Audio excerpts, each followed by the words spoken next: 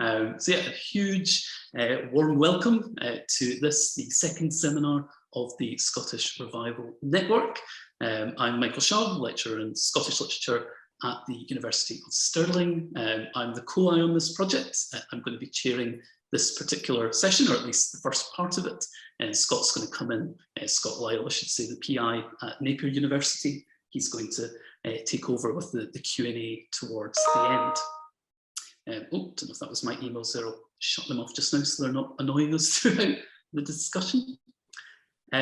So this particular session, we are thinking about the continuities and the discontinuities between the revival, the earlier period of revival, and then the Scottish Renaissance towards the end. And yeah, we've got 4 absolutely incredible papers to discuss by our panelists, which I'm really looking forward to hearing them summarise, and then we can debate them from there.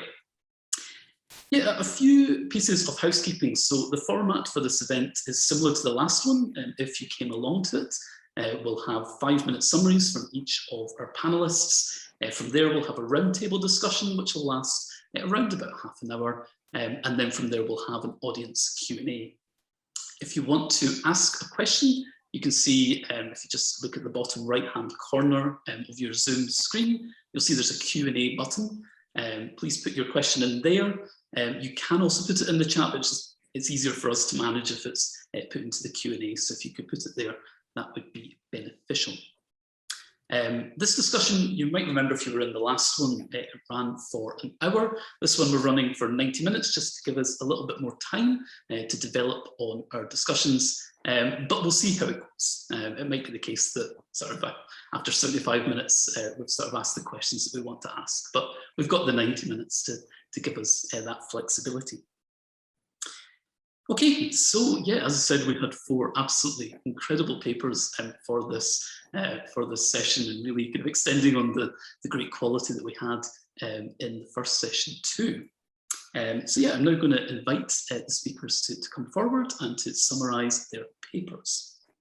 Okay, so first up we have Juliet Shields of Northumbria University, and her paper is titled "Doing Her Bit for Scotland, Women Writers and Revival." Thanks very much, Michael. My paper asked what roles women writers played in the Scottish Renaissance. And in answering that question, I sketched out 2 generations of professional women writers, that is, women who wrote for a living. The first flourished in the last third of the 19th century, and it included Henrietta Keddy, Margaret Oliphant, and Annie S. Swan, among others. This generation of writers was associated with mass publication for a mass reading public. It was a very prolific group of writers who wrote for periodicals ranging from the elite to the popular, and working in a variety of genres, including fiction, poetry, journalism, biography, history, and so on. Some of these writers cultivated what we might think of as a brand, which paradoxically depended on real or imagined intimacy with their readers. So their readers felt that they had a close relationship with these writers and knew what they were getting when they picked up a Margaret Oliphant novel or an Annie S. Swan story. I argued that the Scottish Renaissance defined itself against this first generation of women writers, who represented this kind of mass reading public and pioneered a commercial version of the brand of Scottishness that became associated with the Kailyard. So the second generation of women writers flourished in the first third of the 20th century, and it included many much more familiar names, such as Catherine Carswell, Violet Jacob, William Muir, Nan Shepherd, and so on. This generation published more selectively. They seem to maybe have internalized some of the prejudice against mass readerships and mass publication. They explored female psychology in greater depth than their predecessors had done, often by incorporating techniques drawn from Celtic Revival art and literary modernism. The second generation of writers participated in the major movements and institutions defining the Scottish Renaissance, but they didn't really identify with its political and cultural nationalism. So that I suggest that they remain sort of on the peripheries of the movement itself. Moreover, they didn't necessarily experience themselves as a second generation. They felt a lot of continuity with the late Victorian women writers who had gone before them. And they acknowledged their indebtedness to these women writers in their work. So that this also differentiated them from the sort of core of the Renaissance. And in particular, I would suggest that the first and second generation of women writers shared an understanding of literature as a kind of perennially renewable source of pleasure, comfort, and consolation that was at once a reminder of our shared humanity and an escape from mundane monotony. And this is very different, I think, than the understanding of literature embraced by the central figures of the Scottish Renaissance who wanted to challenge and provoke and discomfort readers. They, I think, valued literature for its complexity, originality, and contributions to a nationalist agenda.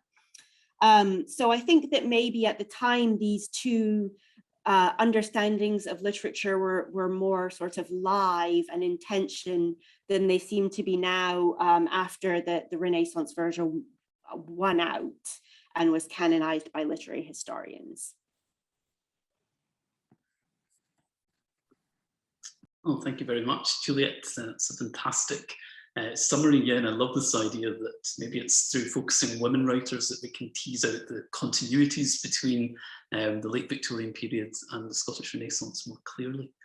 Great. So next up, we have Glenda Norquay, who's currently based at IASH in Edinburgh, and her paper is titled RLS, Reputation, Reaction, Revivalism.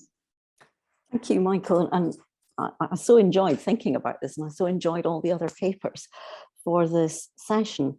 So in my paper, I started by emphasizing the need to acknowledge the range of genre in which Stevenson worked and the very broad transnational kind of readership he had. And I also wanted to stress the embeddedness of Stevenson in not just Scottish literary culture, but in British literary culture by the 1890s and into the 20th century. So the point I wanted to make through these two acknowledgements really is that I think it's very difficult to pin Stevenson down in any particular way. And I use the term slippery and shifting to define his situation. And I wanted to make the point really that different writers, different critics attach or detach themselves in relation to Stevenson in quite different ways, and they choose particular works in order to do that. Nevertheless, with all these provisos, I focused on Stevenson in terms of the Scottish literary Renaissance as a relationship that really was defined by comparison, distance, and I suppose we might even want to use the term rupture that Alex introduced or talked about last time. And that this rupture, this reaction was manifested in various ways. First of all, Stevenson was placed by writers of the Renaissance as a figure of the past. He was positioned in as a counter to modernity and someone that writers had to move on from. He was critiqued in terms of the inauthenticity of his use of Scots. He was seen as problematic in terms of his masculinity and his irresponsible boyishness. And the fact related to that he was a people pleaser. He was too popular, and picking up on Juliet's point about these two different kind of cultures, he was positioned on the gay road, the open road of pleasing his audiences. And finally, he was positioned by these writers of the Renaissance as someone who was part of a narrative of loss in Scottish culture at the beginning of the 20th century. And that narrative of Stevenson being seen in terms of loss was one that I think was espoused as well, not just by writers who wanted to criticize him, but critics such as Kurt Wittig and Douglas Gifford, who wanted to see him in a more positive way. And I suggested in the paper that really emblematic of that positioning of Stevenson was the attention that was consistently focused on Weir of Hermiston as central to the lost genius of Stevenson. And even someone like Patrick Geddes, talking about Stevenson, also situated him in terms of loss. So positioning Stevenson in relation to revivalism is, I think, quite complicated and difficult. So in the paper, I drew attention to 3 studies, which are all extremely interesting, but offer rather different perspectives on Stevenson as a revivalist. First of all, Joseph Farrell's book on Stevenson in Samoa, which argued he could be linked to revivalism in terms of his dissident and intermittent bohemianism. Michael's own book, Michael Shaw's own book, which positions Stevenson as someone who challenged the idea of Scotland being divided into highlands and lowlands. He argues that Stevenson challenges the idea that British identity is the same as Scottish identity. He argues that Stevenson challenged progressivist narratives in ways that can be aligned with revivalist thinking. And he also argues that Stevenson is someone who was interested in ancestry and you know, kind of Scottish cultural past. And the third critic that I drew attention to was Louisa Gearns, who offers a really different take on Stevenson from an ecological perspective. And she argues we can see Stevenson as a rural flaneur, a figure of mobility. And she makes the interesting point, I think, that Stevenson is someone who embodied a global consciousness. And she suggests that that global consciousness is evident in revivalist thinking, but also in thinking of the Renaissance. So she makes that very neat link. So all of these studies, I think, are convincing in positioning Stevenson in relation to revivalist thinking. But I ended the paper with another 2 qualifications. One is that, again, picking up on Michael Shaw's book, is that Stevenson's Celticism is intermittent. It comes and goes. And I discussed 3 textual examples of how we might see that fleeting Celticism coming in and out of his work. A Moment from Kidnapped, his long poem Ticonderoga, and a piece of writing from the South Seas, which again, I think, all illustrate how slippery Stevenson's positioning is in terms of his cultural thinking, in terms of his Scottish allegiances, especially in those last years of his life. And I finished the paper by introducing, as if we need any more terms in this debate, rather than revival or reaction or rupture, I introduced the term seepage to describe the ways in which I think a figure like Stevenson is part of the Scottish cultural imagination, and actually is part of the vocabulary of writers who may have been consciously turning against Stevenson, who may have thought they weren't interested in Stevenson, but nevertheless, Stevenson's words and phrases by the 1890s, by the 20s, by the 30s, are actually part of the very fabric of their thinking. Oh, thank you very much, Glenda. And yeah, I think you're right to introduce that word seepage, and it's one that we can keep returning to because yeah, there's so many examples of continuities that might not necessarily be consciously invoked, but they're there amongst different writers in this period. Great. So the third of our panelists is Andrew Nash from the School of Advanced Studies at the University of London, and his paper is on publishing revival and Renaissance. Would you like to summarise your presentation, Andrew? Yes, thanks, Michael. Yeah, I approached the task of speaking about publishing revival and Renaissance by suggesting, first of all, that it was more productive to think in terms of publishing and Scotland rather than publishing in Scotland. And behind that approach was a structural observation that underpins the way publishing has been viewed within narratives of revival and Renaissance. And that's the valorization that's been afforded to publishing initiatives that point to or aspire to an indigenous literary culture of authors, producers, and readers, and the corresponding obscuring or downplaying of publishing initiatives emanating from outside Scotland, and in particular, inevitably within the politicized context of the Scottish Renaissance from London. And without wishing to reject that idea altogether, I wanted to problematize the argument that a strong native publishing infrastructure was a necessary prerequisite for a literary revival, as was strongly advanced by Hugh MacDiarmid in the interwar Renaissance. Instead, I attempted to draw out an interplay between local, national, and international publishing contexts in this period, arguing for an approach that acknowledges a multiplicity of markets for Scottish writing, and also for the importance of Scottish publishers and editors working outside Scotland and promoting revivals within a larger national and international marketplace.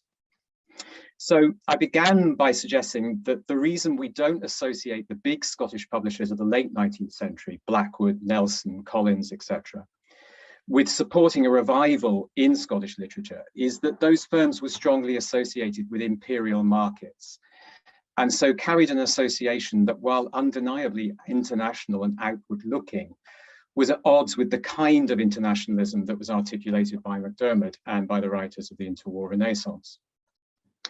I then suggested that closer attention to publishing contexts can challenge our tendency to think of literary movements or traditions as isolated from or opposed to each other, rather than part of an overlapping publishing ecosystem. And as an illustration of this, I drew attention to the intersections between Patrick Geddis's publishing initiatives and those of William Robertson Nicoll, especially the Bookman. And after that, I turned to some of the publishing contexts of the interwar Renaissance itself. And mindful of the fact that it's impossible to pin any kind of clear trajectory on the publishing context of MacDiarmid's career in particular, I nevertheless argued that broadly, in the 1920s, there's a dominance of small or self-publishing initiatives that are seeking to establish a new infrastructure of periodicals, publishers, and readers in Scotland.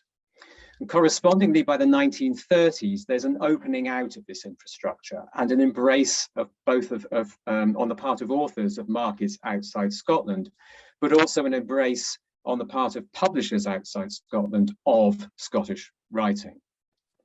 And to illustrate this, I looked briefly at Macmillan's initial rejection of the Golden Treasury of Scottish Poetry in 1928, at Faber's takeover of the Porpoise Press in 1930, and finally at the underdocumented and sadly short-lived attempt by Alistair Patterson to establish Routledge as a specialist publisher of Scottish literature and history in the mid-1930s. So my conclusion after all that was to argue that in addition to an author-centered approach, we can learn much about revival and Renaissance if we look at the motivations of publishers, including publishers from outside Scotland. And if we look upon the publishing context and the literary marketplace in this period as one that involved an interplay between local, national, and international initiatives. Thank you very much, Andrew. It's so useful to get a book history perspective on these questions and debates, and I'm sure it's going to help nourish the discussion here.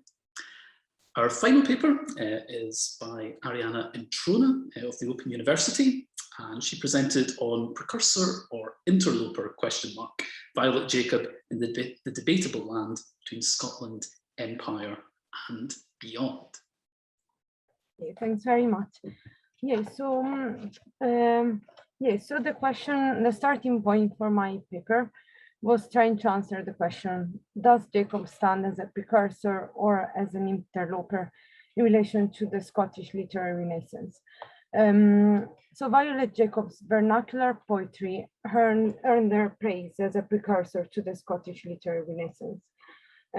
However, she attracted at the same time criticism from McDermid, who deemed her contribution unsatisfactory. And the starting point of my paper was to lay out what, for McDermid, was the problem with Jacobs' work. So McDermid perceived Jacob as inhabiting the nation space of the Scottish literary tradition, I would argue, as an interloper, as someone not quite belonging, whose life and writing were not animated by national and imperial patriotism, and whose right to belong was consequently put into question. She does not energize, for McDermid, the Scottish literary tradition because of her, he says, apparent obliviousness to the vital problems confronting Scottish nationality, which a better oriented spirit with her raciality of character could not have refrained from addressing.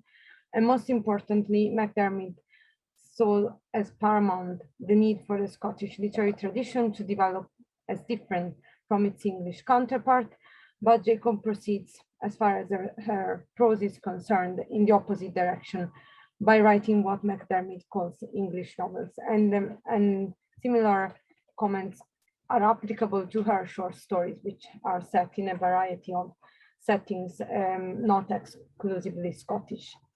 So in my presentation, I did not set out to dispute McDermid's assessment. First of all, he may have a point, because Jacob does stand in an eccentric position with respect to any form of national thinking and identity. She led a peripatetic life, which brought her and her husband from India to Egypt to English garrison towns, and her imperial experience recorded in her Indian diaries presents India as a primary focus of attachment for her. Jacob's correspondence and non-fiction writing, which can be found in several archives, more generally confirm a picture of Jacob as harboring profound and simultaneous attachments to Scotland, India, and her mother's Welsh homeland, at a remove, therefore, from any assumption of a bounded and exclusive Scottish identity. So rather than disputing McDermid's assessment, I engaged the ways in which Jacob's own writing, in particular, two thematic threads that run through Jacob's prose. First, that of interlopers, who inhabit cracks within bounded communities, and that of debatable lands traversed by multiple potentialities, kept open by irreconcilable contradictions. And they are respectively the title of one of Jacob's novel and a short story.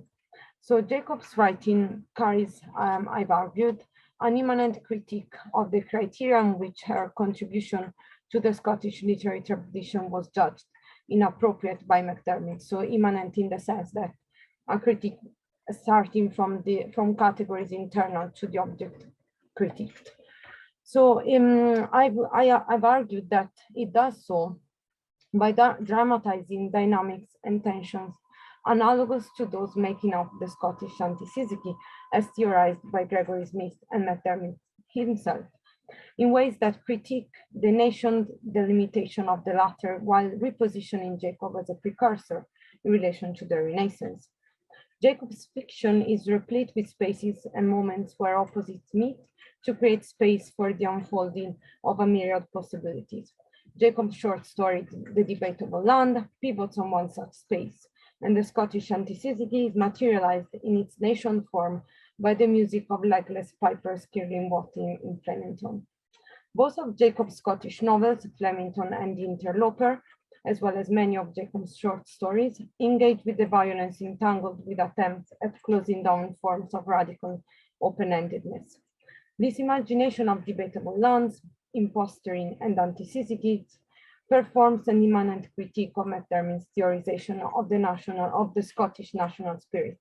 He describes the Scottish national spirit as capable of countless manifestations at absolute variance with each other, yet contained within the limited infinity of the objective Scottish. So this combination of opposites at variance with each other is contradicted by this nation limitation.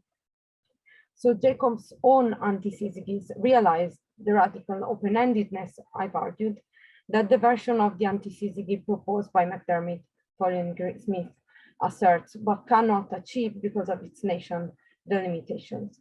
It speaks to Jacob's belonging within the space of undecidability that traverses those debatable lands which divide and connect Jacob's belonging within Scotland, India, and beyond.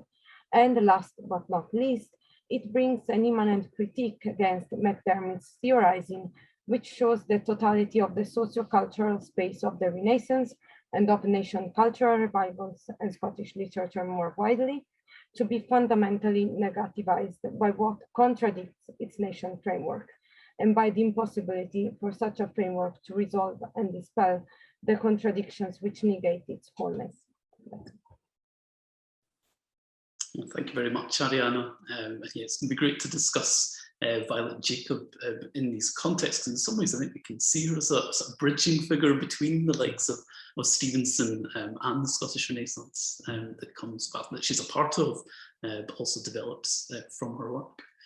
Superb. So, from listening to your introductions and then also from listening to your brilliant papers, I can see so many crossovers and so many flirtations between the different papers. A few that I'd like us to sort of reflect on and to tease out a bit more are the sort of the outsiders in Scottish literature, if that's the right word to call them, those who are outside of Scotland who are contributing to revival or wrestling with the concept of revival. What does it mean to not be in Scotland, but to be part of or on the periphery of the revival? I also think all of the papers are making really fascinating comments on how revivalism links to the tension between elite culture and popular culture, and how the different writers that you're looking at, or the different publishers you're looking at, how are they wrestling with that tension there?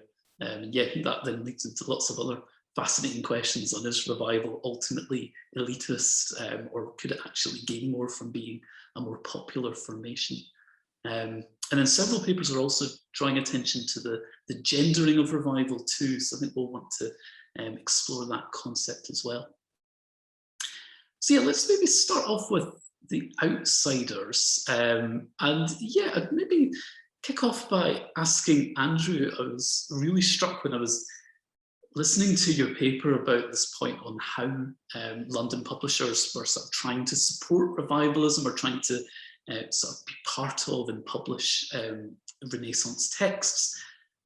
One question that emerged from it is there a way that actually being outside of Scotland, being based in London or anywhere else, could that actually be beneficial in a sense to revivalism? Did you get a sense of that from studying the publishers that you were looking at, that there was perhaps a freedom to it, or was it always this sort of limitation that they were trying to overcome? That's a very good question. It's a difficult question because it could be taken in several ways. I think, if I understand you correctly, you're sort of maybe pushing towards viewing that sort of psychologically a little bit. I think I'd want to answer it more in terms of a straightforward business-oriented context, that in terms of, I mean, the overwhelming aspect of publishing in this period from the late 19th century is its international nature. I didn't go into any of the broad economic and legal structures that make publishing in the late 19th century more international than it's ever been. And with that, it's inevitable, whether, whatever you might think about it, it's inevitable that the larger capital cities are going to become the centers of international publishing culture. Inevitable. Robertson Nicholl, undoubtedly one of the most talented and influential editors of his age, he is going to get sucked into London. He's going to end up in London rather than building something in Edinburgh or somewhere else in Scotland. Now, of course, historically, that has been seen as a negative sign, a sign of the decline of Scottish culture and the emptying out of talent, allotted to British mentality. But On the more psychological level, I mean, that's a difficult question to answer. I suppose I'm constantly focused all the time on the contradiction, if you like, that I'm always thinking of, which I've never been able to put better than is put by the late great Ronnie Jack in his first book on Barry, where he draws attention to the contradiction whereby a Scot who achieves success in Paris or New York is held up as a triumph for Scottish internationalism, and a Scot who achieves success in London has his or her patriotism brought into question. And he puts it much more eloquently than I possibly could. So I think that I just see that as an obstacle that needs to be tackled. But I think to answer your question, on a sort of straightforward, pragmatic, practical level, then if you wanted to be an influential editor or publisher in this period, then you inevitably went to London, because that was the center of the international publishing industry of the late 19th and early 20th century. Yeah, fantastic. And on the psychological side of it, I'm wondering if actually it might be interesting to talk a bit about Stevenson there, because Glenda, I'm reminded of those quotations from Stevenson, which you were invoking in your paper on Scots, when, you know, despite the different tensions or animosities they might have in Scotland between groups or towns or different religions, that when they're abroad, somehow they find that unity and fraternal feeling. So yeah, so is there anything more to be said about this sort of something about, yeah, that kind of Scottish feeling found outside of Scotland? Yeah, I mean, maybe I could just pick up on what Andrew was saying actually about the material circumstances and the economic circumstances of Stevenson, particularly in his years in Samoa, because you know, he is working, or his representatives are working with publishers in New York as much as they're working with publishers in London, and really not at all with publishers in Scotland. And I think what each set of publishers want of Stevenson is rather different. And I was interested when Andrew was talking about the characterization of Scottish publishers by London publishers and vice versa, because of course American publishers were also quite vituperative about British publishers, whether they were Scottish or English. So maybe there's some publishing national identity issue there that we might want to think about at some point. So I think for Stevenson, especially in you know, these last years, I suspect publishers in the States are not troubled by his distance from Scotland, and actually the ways in which his work is published is very unproblematically celebrating his Scottishness. Whereas I think publishers or his editors in London, not really in Scotland, are more troubled by writing that is moving away from Scotland, or writing that is moving away from what they see as commercially successful. And Stevenson himself, I think, is not really bothered and wants nothing to do with any of them by that stage. He just wants to be at a distance. So that's a kind of material sort of response to that question. On the psychological side, Stevenson in Samoa, you know, as people will know, was imaginatively engaged with Scotland in a whole range of ways. Weir of Hermiston, I think, is one example of how he was imaginatively engaged with a particular romance of Scotland. If we think about St. Ives, written at the same time, that is a much more detached and kind of mocking take on Scotland. And I do think being outside Scotland perhaps frees Stevenson into taking a range of positions. And I do think he moves in and out of these different allegiances. So, for example, when he's in Samoa, he gets very exercised by tracing his family history and working out, you know, writing to Sir Herbert Maxwell, who's been lecturing on names and Scottish names. So he's very exercised by that, and obviously wants to be part of that. But also, I think, psychologically is liberated by not being in Scotland. Yeah, great. I'm reminded, actually, I've just been reading over Fiona MacLeod's story of Morag of the Glen, and it's interesting, it's published in London, and it's actually one of Fiona MacLeod's more kind of more Anglophobic texts, and it's just a kind of fascinating one for me that, yeah, there's that sense that it could have been published with Patrick Geddes, but actually maybe the choice to move to London might have been something to do with that, but I need to look into the publication history of it more. But yeah, Glenda, you're touching there on that question of detachment and what that sort of leads to in terms of that feeling for Scotland, or yeah, that kind of interest in revivalism. So yeah, I'm interested to hear Juliet and Arianna speak on this as well in terms of the writers that you've been looking at. Do you detect a sense of a kind of conscious sense of detachment that they have, and perhaps an alternative sense of revivalism that they're developing?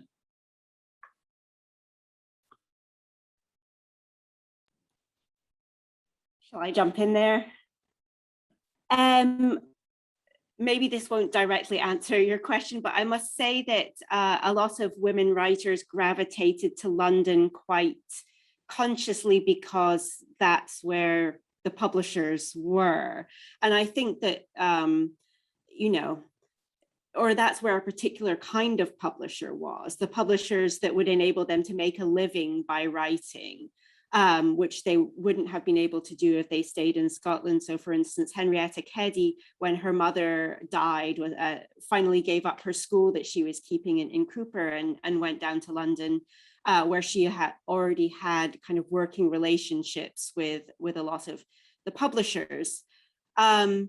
So I think that this has allowed a certain kind of history to be constructed about their writing, that it was commercial in a certain way, that it's almost because they published with those publishers, their writing must be commercial, it must be popular, it must be kind of less artistically refined than it would have been if they had been contented to publish with kind of niche publishers elsewhere.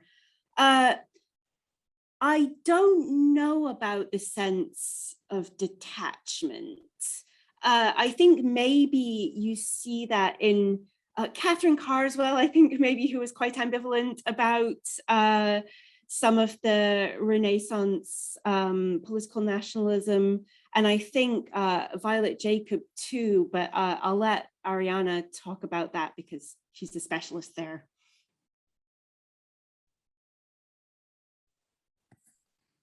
Oh no, please go on. I can talk later. That would be interesting. Well, I mean, I think that Jacob is an interesting case because she doesn't move to London, right? She seeks out a place in borderlands, in the Welsh borderlands. In some ways, maybe she is more similar to Stevenson, as Michael suggested earlier, who is also kind of just in a very peripheral, non-metropolitan space. That seems to me somehow qualitatively different than those writers that gravitated to London, and maybe there is more of a psychological distance there. That's all I really had to add to that. Yeah, I mean, I totally agree. I think that for Jacob, Jacob, most of her work is published by London publishers, but she, like Juliet said, she it feels as if she escapes the metropolitan world, both in terms, both when she's in India and she repeatedly states in her diaries that she wants to escape the watertight world of the cantonment. So she escapes even the projection of that metropolitan world. But more generally, some of her greatest prose pieces of work are set in the Welsh borderlands, and that comes through her attachment and the intimacy that connects her to those places. I would say that the Welsh borderlands are the settings that are more closer to her heart, together with Scottish settings. So they are very powerful. Thinking of the Ship Stealers, the novel is a very powerful novel, and the sense of place comes through, and the psychological characteristics of the characters as well. So I think it's interesting for me because Jacob does not support McDermott's. McDermott's argued that the war helped the Renaissance and the revival and preparing the ground for the Renaissance, because by detaching a lot of Scots from Scotland and suggesting that would lead to a quickening of their patriotic sense. And for Jacob, that's totally not the case. It's more for Jacob as it's more of a dispersal of her loyalties throughout a wider range of locales. And I think that comes through in her fiction, but also in her non-fiction writing. There are several essays where Jacob is very comfortable talking about, for example, the characteristics of English graveyards. And it's a very long essay, and it's really fascinating because it provides a commentary on a lot of her short stories and English work. So I think, and the same with her Indian diaries, there is no patriotic sense, neither from in the sense of a Scottish patriotic sense, nor in a British sense. So there is nothing of the Bacan approach or feel or representation of Scotland and Empire. Jacob is very different. There is no patriotism in Jacob's work. So that detachment, for how I read her work, the fact of that detachment from one bounded locale has unmoored the very sense of identity, and for me, Jacob all the time is deconstructing the formation of identity and deconstructing the formation of bounded communities. Yeah, I love this idea of kind of dispersal of affection. This is a lovely concept, and kind of links into what Glenda was saying about sort of, yeah, Stevenson's intermittency as well.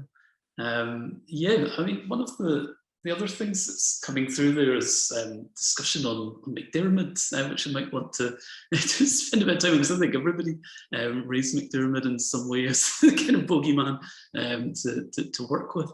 And one of the things, Arianna, that was really fascinating about the comments from McDermott that you were sharing is that he was sort of saying that part of the reason that Violet Jacob was not the great writer that he thought that he thought that she might have been, or that he wanted her to be, was because she didn't speak to the lapsed masses properly. And that's just fascinating in terms of the other presentations, because it seemed to me that McDermott was resisting the masses and pursuing a sort of elite culture, or to use Juliet's sort of distinction between a kind of a cultural capital versus an economic capital. He was always focusing more on the cultural capital. So yeah, I just wondered if the speakers wanted to sort of reflect a bit more on the tensions that writers might have experienced. Were they like McDermott in that sense, that there's both looking towards trying to get some kind of cultural capital, but then also thinking about participating in popular culture and speaking to wider audiences? Maybe, I don't know if Juliet, you maybe want to start with that, because I know you mentioned Annie Swan and the fact that there seemed to be some wrestling that she was having. Well, she was certainly aware of being regarded as kind of, you know, pandering to the masses by the cultural elite. But she was also, she really cherished her readership and went out of her way to cultivate a relationship with them in responding to their letters. And I think, you know, she was aware of how she was viewed by more elite writers, but I think she was happy with the lot she'd chosen, and she thought a lot. She was very articulate about kind of the way she went about writing and what she wanted to provide this audience with in terms of kind of an escape from their everyday drudgery. And she knew that certain formulas would work and others wouldn't.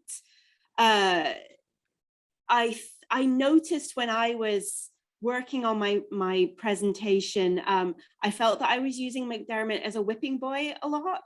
And, you know, I think there's a theme here that he tends to occupy this position, as Anne has pointed out in her question in the Q&A there. And it really made me wonder what the Renaissance would look like if we could somehow take him out of the picture entirely for a minute and see. I think we would see an entirely different configuration that would stretch with much more continuity from the 1870s into the 1930s. And it perhaps wouldn't be as internally riven, but, you know, I was looking around for quotations from other writers that would occupy the same function that McDermott filled in my talk in particular. And I just kept coming back to him over and over. So it really raises the question of why he has come to occupy this central place in defining the Scottish Renaissance, and whether we want to maybe look into alternatives and see what it might look like if we moved him aside a bit.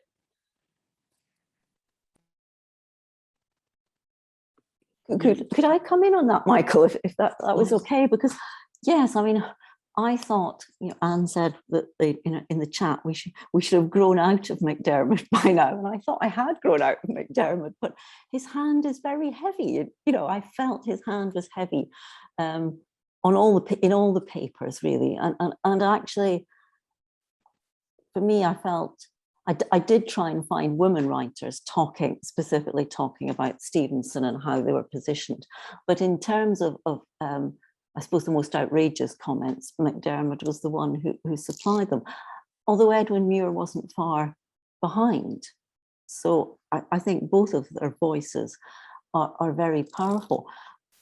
But I was very struck in Juliet's paper when she was talking about how some of the women writers she was engaging with were actually politically active in their own ways and in their own different spheres.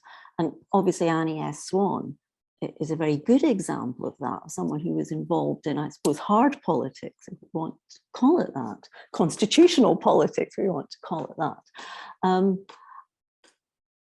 And, you know, Annie Swan was someone that a writer like Neil Gunn was surprisingly appreciative of. So I was thinking of this in relation to Scott Hames's book on you know, the literary politics of devolution, and, you know, his argument there's a kind of cultural politics and then a hard politics and a gap between them, or that they're operating with different sets of ideas and different agendas. And I was wondering again, if we were rethinking this, perhaps it might be worth examining some of those women writers who offer a model of politics that is not necessarily based on cultural politics as we now think about it, and are active in, I suppose, everyday political spheres. Yeah, great. I was wondering on that point, actually, on sort of Scottish modernist writers reflecting on Stevenson. If Arianna, do we know of much evidence of Violet Jacobs' engagement with Stevenson, and does she have any critical writings that refer to Stevenson? Because it strikes me that with Flemington, for instance, there's there's clear links there. From what I've seen in Jacob's archives, which are mainly Angus archive, has a lot of, most of the material in Angus archive is correspondence between Jacob and both readers that were writing to her and other writers. And so, yeah, so I haven't found, so there isn't, so the main literary criticism from Jacob that I've come across is in that very informal form, and I haven't found anything, but something might have escaped me. She was in conversation with writers such as Helen Cruikshank, Bacon, but I don't recall anything specifically about Stevenson. But if someone else has found anything that escaped me, yeah, I would be keen to hear. Yeah.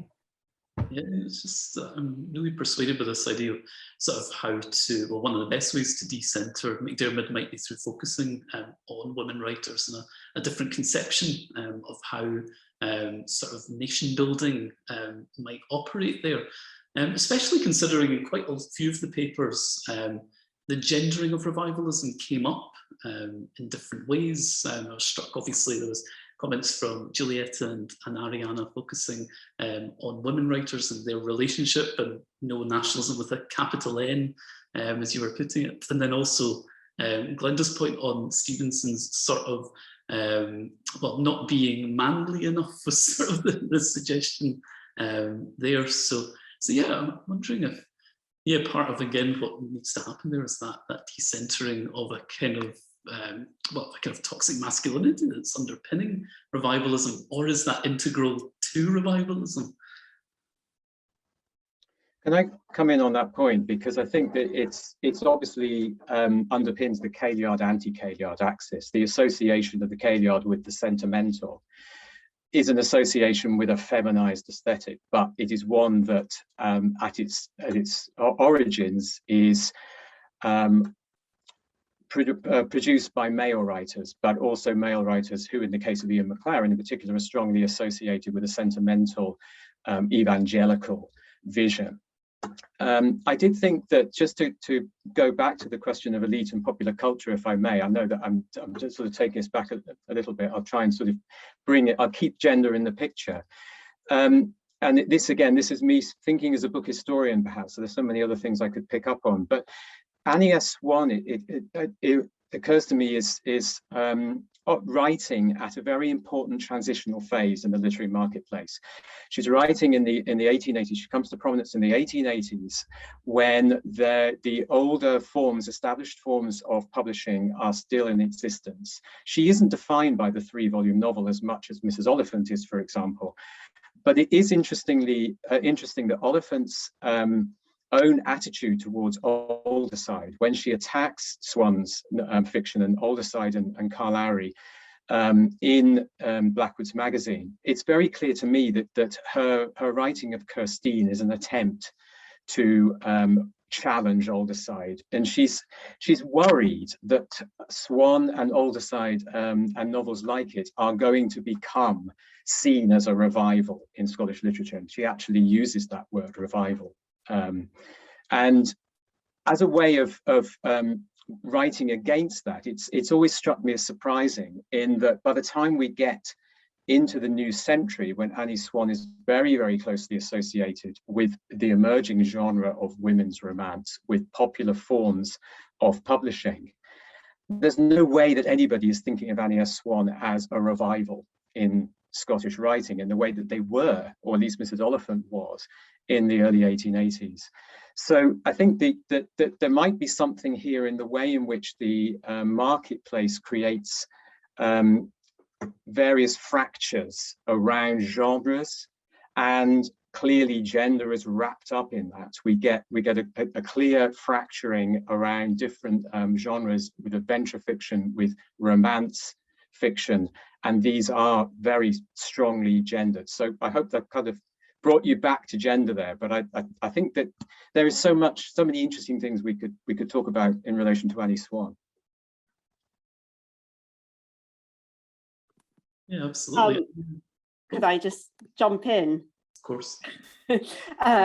Sorry. I just wanted to say that I have a different reading of the Swan-Oliphant relationship, which is that Oliphant saw Swan doing something very similar to what she was doing and felt threatened, and saw Swan being very popular and wanted to be and I would say too that I think that what we call the Kailyard, I think Oliphant is a Kailyard writer before the avant le lettre, before the term, right? If you read her first novel, Margaret Maitland of Sunnyside, is kind of the quintessential Kailyard. So I think that it's interesting that we see the Kailyard as its own sort of 1890s emergence. But again, I think there's sort of a lot of, we could take it back to Galt as well. There's a lot of longer continuities there. But I completely agree with the fact that it is entirely feminized. And I think that, to go back to McDermott, he has a lot to answer for in terms of pinning it on Barry and Barry's associates, and almost, I'm not sure if he's feminizing them or attempting to masculinize a previously effeminate Kailyard. But as you say, there's a lot going on there in terms of genre and gender. Yeah, and I think also an important question around where the Kailyard sits in relation to revivalism as well that needs to be explored in more detail. And yeah, because I think it's, to some extent, you could see things like the Celtic Revival as quite distinct from the Kailyard, but there are also kind of very clear overlaps in the fact that the Evergreen, they really wanted to get Kailyard writers to contribute to it. I'm aware of where we're at with time and the fact that I just looked at the Q&A and there's loads of questions coming in, which is really great to hear. So yes, Scott, can I pass over to you to manage the questions? And if you want to come in with any questions to the panelists, that would be great too. Yeah, thank you very much. Yeah, as you said, there's loads of questions in the Q&A.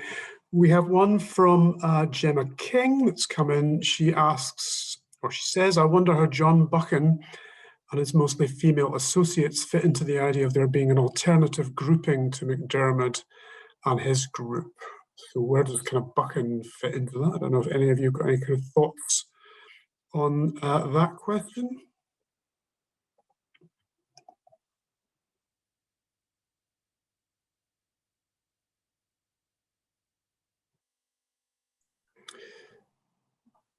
Perhaps while you're thinking about that, I've got a question for Juliet actually before I come back to the Q&A, and it was about I thought it was quite a fascinating point that you talk about these two generations of women writers, and that you say that the second generation, apart from Mitchison, didn't publish so much, and the way you put that is they'd internalized the prejudice against mass publication that seems to sit within the elite conceptions of the Renaissance. I wonder if you could sort of talk about that a little bit more, because I think in the Renaissance, I suppose it depends what you mean by mass publication, but McDermott published a lot. He probably published too much, actually, some of which isn't of the highest quality, some of which is.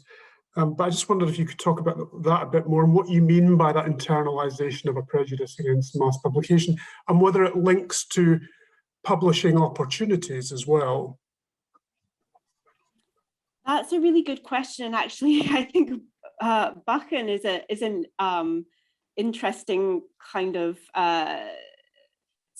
comparison there, in the sense that he writes what we would now call genre fiction of a certain kind, but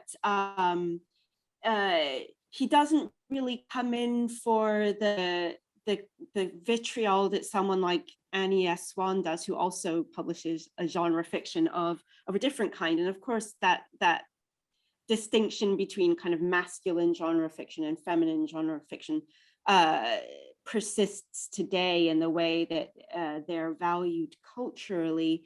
I think that, you know, to say that they internalized a prejudice perhaps assumes access to information that I don't necessarily have, but I will say that they were aiming for different artistic standards. I think Oliphant and Swan and Keddy and that generation, they were very aware of writing what we could perhaps unfairly call formula fiction, that they were writing to a pattern. Oliphant talks about writing as if she was making shirts, as if she was sewing shirts, and the idea that she kind of, there was a pattern and she knew what she was doing, and that her readers liked this. And they would be upset if they got a shirt that was cut differently than the shirt they expected. You know, part of, they were able to publish so much because they published in a conventional mold, whereas the early 20th century writers like the Findlaters and Jacob and William Muir and Catherine Carswell, they were really refining those conventions that their predecessors had used. And so they were, I think, acutely aware of not just making shirts. They wanted to fashion a new garment, and that did take more time and kind of perhaps, you know, that Carswell took a really long time on Open the Door. And it is qualitatively a kind of different novel than what came before. Sure, yeah, thank you very much. I've got a question in the chat from Margaret MacDonald, which kind of follows on from that, actually, in a way, this apparent qualitative differences. And Murdo asks, and this is probably for Andrew, I think, this question, what interests me in terms of revival is publishers that don't last very long. They seem to be characterized by high quality of production and interest in visual art, as well as literature. I'm thinking in particular of Patrick Geddes and colleagues in Edinburgh in the 1890s, and William MacLennan in Glasgow in the 1940s, 50s. Any thoughts? So maybe Andrew, if you have any thoughts on that question of quality, but things not lasting very long. Yeah, I would agree, and I think I made the point in my lecture that initiatives that come around that are attempting to create new forms of cultural expression or to revive something are often fleeting, and that anything that survives quickly becomes identified as a form of cultural stasis, and that it needs to be broken down. I think Alex made this point in his talk at the last seminar, that in order for there to be a revival, there has to be something to be rejecting. You have to be rejecting something in order to be reviving something. And yes, the related point about high production standards is obviously there as well, and it carries its own kind of cultural authority. If it looks different from an industrialized, mechanized form of cultural production, it looks as if it's a higher form of cultural production. But of course, there is the added dimension that invariably such, in actually having these material characteristics, such products carry traces of their own commercialized form. And this is it's so much of what I was trying to sketch out when I was writing my talk. I was conscious that I was, in a sense, telling not just the story of revival and Renaissance publishing in Scotland, but the story of the whole trajectory of literary publishing, and particularly modernist literary publishing, which you see from the 1880s and 1890s through to the 1940s. And the fact that you get in the 1890s, you get Geddes's publications and the Evergreen pursuing a kind of book beautiful is absolutely consistent with other types of fin de siècle publishing. And the fact that you have MacDiarmid in the 20s moving into self-publishing is absolutely consistent with the way that modernist authors are either pushed out or opt out of the mainstream commercial marketplace, and are then brought back in the 1930s, when you have a different kind of culture, less hostile to the avant-garde. So I think it is absolutely right. I think it's a characteristic of the kind of cultural initiatives that we associate with the Revival and the Renaissance, that they are going to be short-lived, that they are going to depend upon material characteristics that mark themselves out to be distinguished and distinct from the mainstream, the commercial mainstream. They want not to be tainted by commerce. Thank you very much. Just to come back to that in terms of your paper though, Andrew, where does London come into that then with the relationship with something like the Porpoise Press or even Maclellan? I mean, what did London publishers like Faber think they were going to get from Scottish revivalism, in a sense? Where did they think the market might lie? Did they think the market was mainly in Scotland? Was there a market for that in England or elsewhere abroad? That's a very good question, and I think that the answer is both. I think that they saw that the market was Britain and abroad, but obviously it made sense to try and target the market in Scotland. One of the interesting things about the Routledge archive, which is really quite small, not much of it has survived, is that there are several files of correspondence between Routledge's directors and sales manager, Alistair Patterson, and their travellers, their various regional travellers. And they had dedicated travellers for London and the southeast of England, for the north of England, and for Scotland, and for the continent. And it's interesting that when they published the Voice of Scotland series, they naturally tell their Scottish and north of England travellers to try and push those books, because they think they're going to obviously get an interest in those books. But it emerges from what I can tell, and the evidence isn't full enough perhaps to be truly confident in this, but it seems as if there isn't any discernible pattern. There's no greater demand for the books in the Voice of Scotland series among the booksellers in Edinburgh and Glasgow than elsewhere in the UK, which suggests that the market isn't perhaps as fractured as we might automatically think, or we might want to think. So the particular case of Faber and Porpoise, I think, is perhaps easy to overread, because I think it really has a lot to do with the nature of the personnel involved, the fact that George Blake and George Thompson simply weren't able to be invested in the whole venture. And I think the question that emerges from that is, why did Faber keep it up? I think probably the simple reason, again, it's a pragmatic publishing reason, is because they have a success with Gunn. They have a success with Neil Gunn, and there's obvious sense in keeping that going. Gunn is penetrating more middlebrow markets. He's selling more than obviously way more than the Porpoise Press pamphlets of the 1920s are selling. So Maclellan, which I notice has come up in the question and answer more than once, is, I suppose, the natural next chapter of the talk. And I'm conscious that my talk was longer than it should have been anyway. It could have been even longer if I'd taken the story into the 1940s.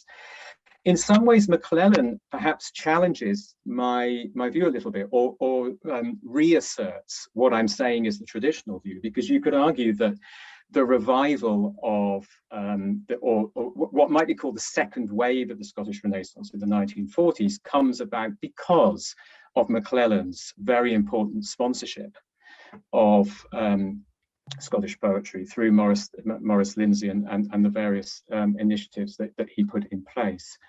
So, and then subsequently, there's lots of statements by writers of the 1950s that the outlet for Scottish writing disappears when Maclellan's press disappears. So I think Maclellan does offer quite a strong bolster to the argument that in order to have a literary revival, you need a strong publishing infrastructure. What I would say in connection to that is that Maclellan is McClellan was a printer, first and foremost, a printer publisher. And I haven't quite worked out in my head what the implications of that is, but I'm drawn to make the connection with McDermott's self-publishing ventures, which are possible because he's employed on the Montrose Review, because he's able to take advantage of a printing press. So there's a lot more thinking to be done around that, but I'm not surprised that McClellan has cropped up in the question and answer, but I don't know whether I provided any clear answers to that, other than an awareness that he does really constitute the next chapter in the story. No, thank you very much. And I also find it fascinating that there doesn't appear to be a different kind of audience, really, or more marked demand for the Voice of Scotland series in Scotland than perhaps down south. There's a question in the chat here from Patrick Scott. Professor Scott is asking of Glenda, really. He said, I love the term rural flaneur in your paper, which you'd mentioned in relation to Louise Guerin's excellent book, Ecology and Modern Scottish Literature. And he said, I've been struck in looking at RLS in US terms that after the 1850s, US bohemianism was often relentlessly healthy rather than decadent. See the image of Whitman. Any comments? I guess that's for Glenda.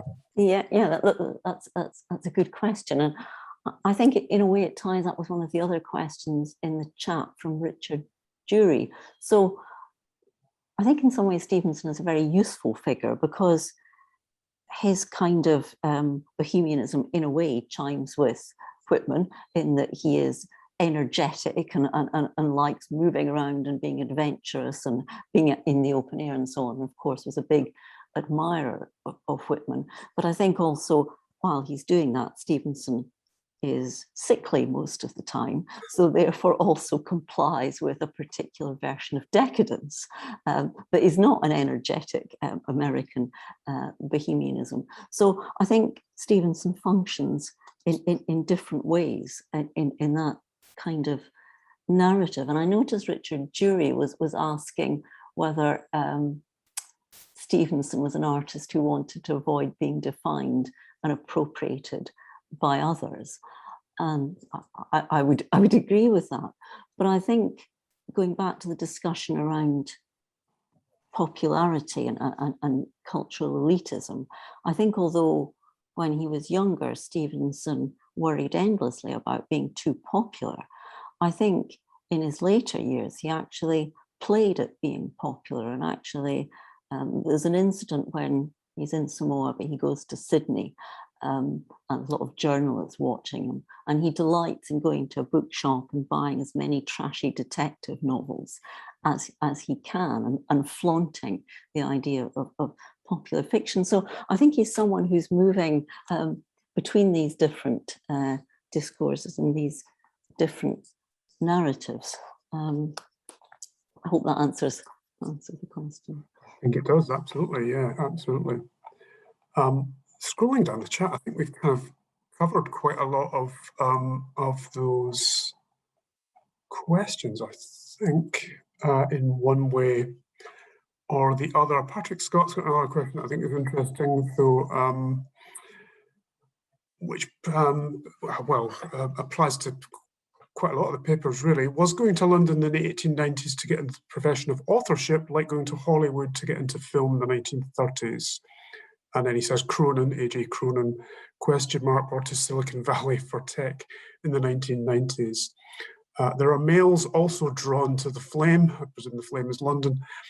John Davidson, George Douglas Brown, and of course Barry, Sharp, Stevenson. It wasn't also women, only women who needed to go. More of a comment than a question, as they say. But any thoughts on the role of London in that sense, and whether there was a need to kind of go to London in order to succeed or not? And I suppose that's quite a lot of what McDermott was trying to subvert in a way, wasn't it? And the purpose, I suppose, was somewhat trying to subvert that when it was founded as well. I had a question just for Arianna, actually, about, if I may, about this idea of the interloper, which I think is quite a nice phrase there. And I wonder to what extent, Arianna, you think Jacob as interloper had to do with her kind of imperial connections, whether, to what extent she saw herself as an interloper in relation to the imperial connections of her family and her own experiences. Yeah, I was inspired by Jacob's own novel, The Interloper, because I'm really fascinated by Jacob's work, because it feels as if she makes theory herself with her work, which is something that Carla Sasti said in 2015. What happens if we approach Scottish writing as itself making theory? And that comment stuck with me, and I felt that I feel that Jacob's work is very theoretical in a way, in the sense that there are recurrent themes that can be in different forms, recurring short stories and novels, and these dynamics whereby characters we encounter characters as being normal, and then we realize that they are not really, that people around them start perceiving them as being not what they really are, so, and then rejecting them. So these dynamics whereby characters are not quite belonging, so they are not the other, but at some point it's clear that they don't belong either. So they are neither the other, neither part of communities, and we discovered that slowly. So there is this sense of deceit as well. But very often there is this rejection that is not expected by the character. So it's a form of rejection that happens behind the back of a character, and then the character realizes that. And there are, for example, The Figurehead is a short story, is a very fascinating short story around these dynamics. There are also imperial short stories whereby where we also have added complexities. Leone is one short story, and The Interloper as a novel is entirely about these dynamics. So I think what applies most to Jacob is that charge of deceit that is not expected by the character. So for me, Jacob, which McDermott comments on her naturalness, so her refusal to be open about her Scottishness, her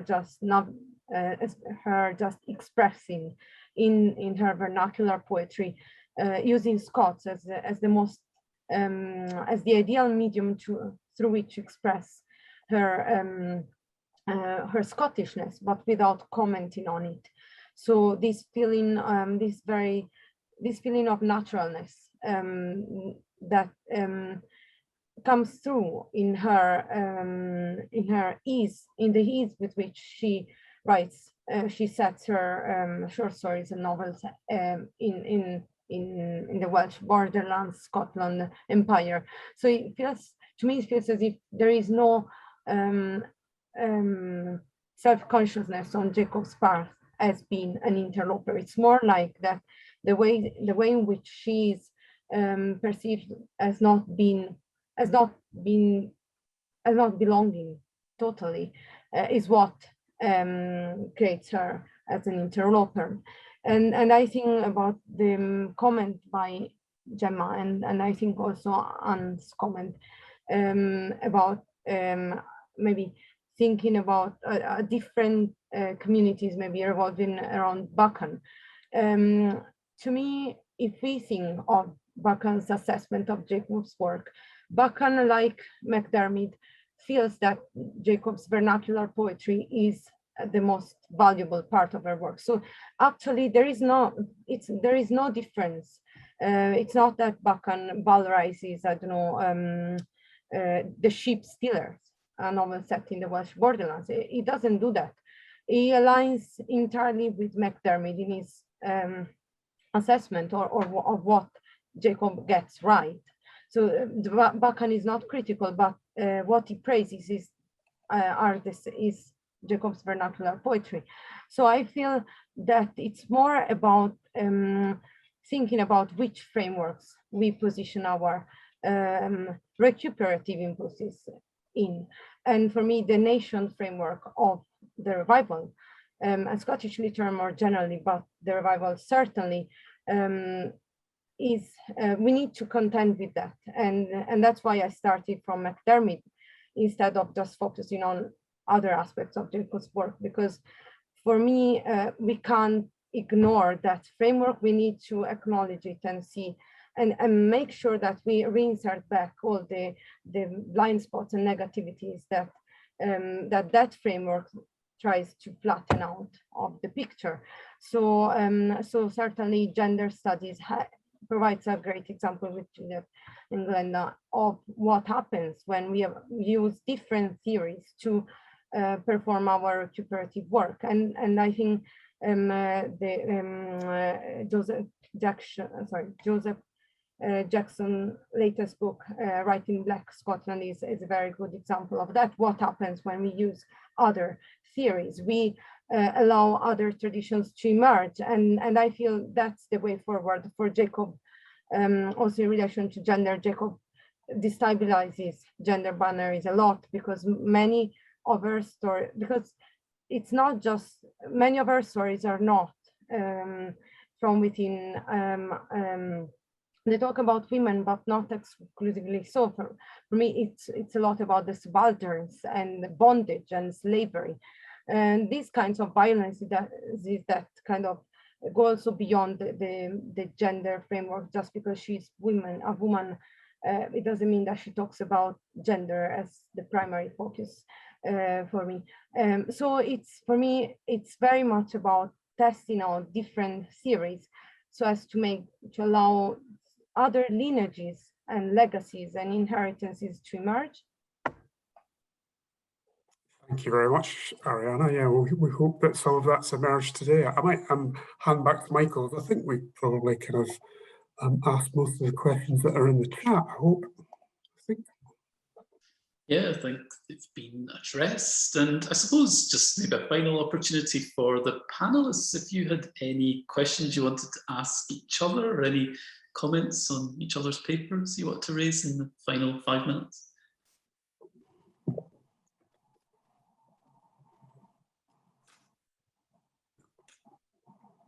Oh, Glenda. Just a couple of thoughts and comments, really. Just picking up on what Arianna was saying, which I think is really interesting, and I really liked your idea of different imaginative spheres that we need to understand. And I suppose I was wondering whether, and I suppose this is a question for Juliet as well, whether we need to think about the forms that women writers felt able to work in at the period and those that they felt unable to work in. And I was thinking particularly about Willa Muir, who I've been reading some of Emily Picker's really interesting work on Muir, in which really she shows that living with ballads is Muir writing at her best, and in a way writing in a more comfortable way than in her novels. And I wondered if there was an extent to which women writers of the period were compelled towards the novel because that was what was expected of them, but they perhaps had less access to voices and forms which would allow them to articulate more obviously political perspectives. So it's not that women were working in the novel form. Women felt they had to work within the novel form, even in the 30s. And I suppose Nan Shepherd is another example that we might think about there. So that was just a kind of comment question I wanted to throw out. And the other lingering idea from today is that I wonder how much we need to think about when we're talking about internationalism, when we need to think about North America and diasporic leaderships and where that might fit into some of the discussions we've had. I'm going to shut up now.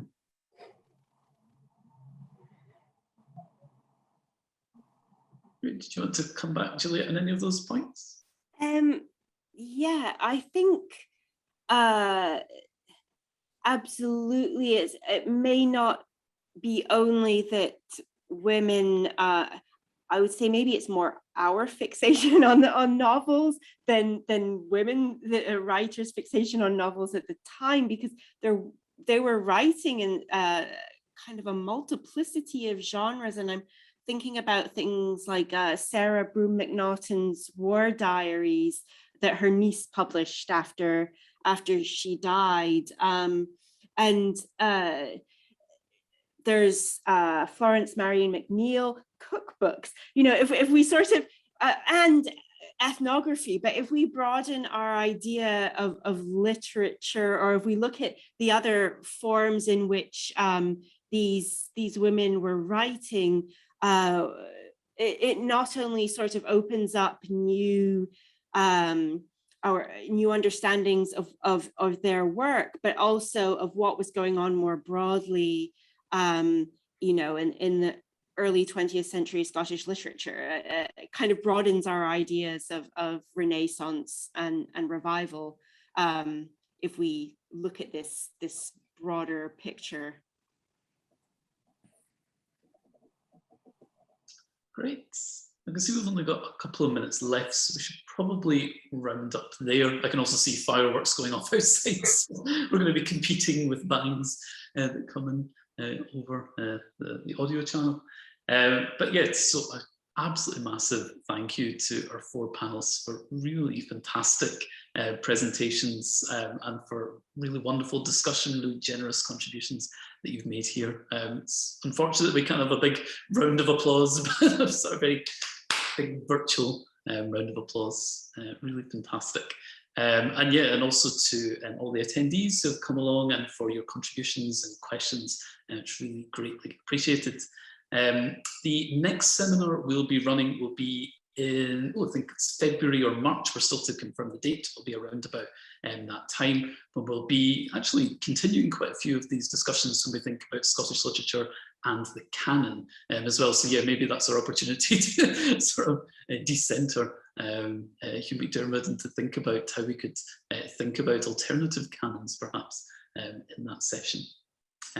But yeah, a huge thank you again to everybody. I have to say to panelists, it's an unfortunate feature of Zoom that when we close this, we just kind of go out and it just ends at that point. So yeah, just to make you aware of that, it's not the most gracious ending to the session. But yeah, again, a massive thank you to everyone. So yeah, unless anyone's got any final questions or comments, I'll close the meeting there. And yeah, hope everyone has a great weekend.